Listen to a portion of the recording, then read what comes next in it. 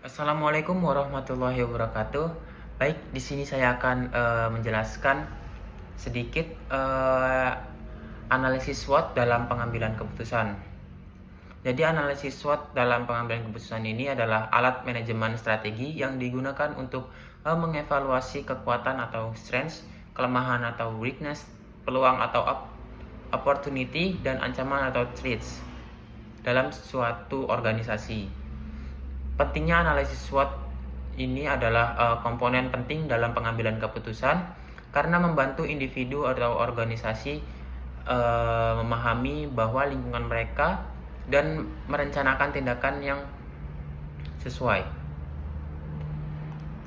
Yang selanjutnya ada beberapa komponen analisis SWOT, yaitu kekuatan strengths, kelemahan weakness, dan peluang, opportunity, ancaman adalah traits. Dan dalam masing-masing komponen ini ada masing-masing contoh. Di kekuatan atau strength ini adalah sifat positif internal atau sumber daya yang memberikan keunggulan kompetitif atau keunggulan dalam suatu situasi. Contoh kekuatannya yaitu sumber daya keuangan yang kuat, itu merek yang terkenal, tim berbakat, atau teknologi yang canggih. Kelemahan atau weakness.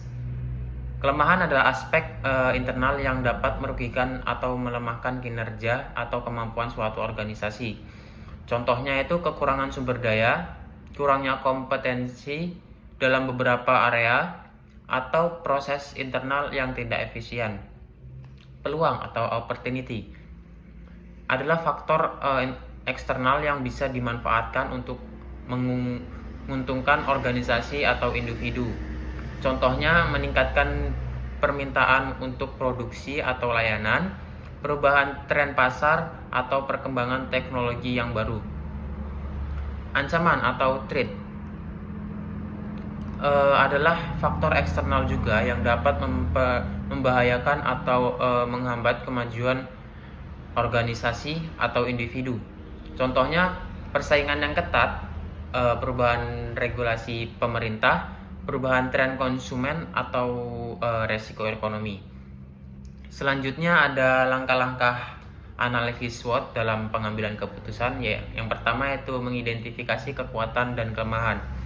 Di identifikasi ini, aspek-aspek internal yang mempengaruhi situasi atau organisasi dapat melibatkan audio internal di dalam analisis SWOT ini. Yang kedua yaitu identifikasi peluang dan ancaman. Di identifikasi ini, faktor-faktor eksternal yang dapat mempengaruhi situasi atau organisasi dapat melibatkan perantauan tren pasar, analisis pesaing, atau analisis lingkungan.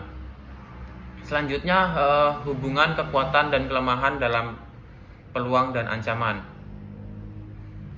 Pemeriksaan bagaimana kekuatan dan kelemahan internal ini dapat mempengaruhi cara organisasi dengan memanfaatkan peluang atau mendapatkan ancaman. Pembagian strategi. Berdasarkan analisis SWOT, rencanakan strategi yang memanfaatkan kekuatan, mengatasi kelemahan, dan memanfaatkan peluang dan mengatasi keancaman. Selanjutnya yaitu peran analisis SWOT dalam kasus nyata. Di sini saya memberi dua contoh studi kasus. Yang pertama perusahaan ABC. Itu menggambarkan bagaimana sih perusahaan ABC ini menggunakan analisis SWOT untuk memutuskan strategi ke pasar internasional. Yang kedua yaitu kasus individu karir, yang menggambarkan bagaimana seorang individu ini menggunakan analisis SWOT untuk merencanakan perkembangan karir mereka. Selanjutnya, keuntungan analisis SWOT dalam pengambilan keputusan. Itu dibagi menjadi dua, yaitu pemahaman yang lebih baik dan perencanaan yang lebih baik. Dalam pemahaman yang lebih baik, memungkinkan individu atau organisasi itu memahami situasi mereka yang lebih dengan memahami situasi mereka dengan baik. Sementara perencanaan yang lebih baik itu membantu dalam perencanaan strategi dan mengidentifikasi langkah-langkah yang tepat untuk mencapai tujuan.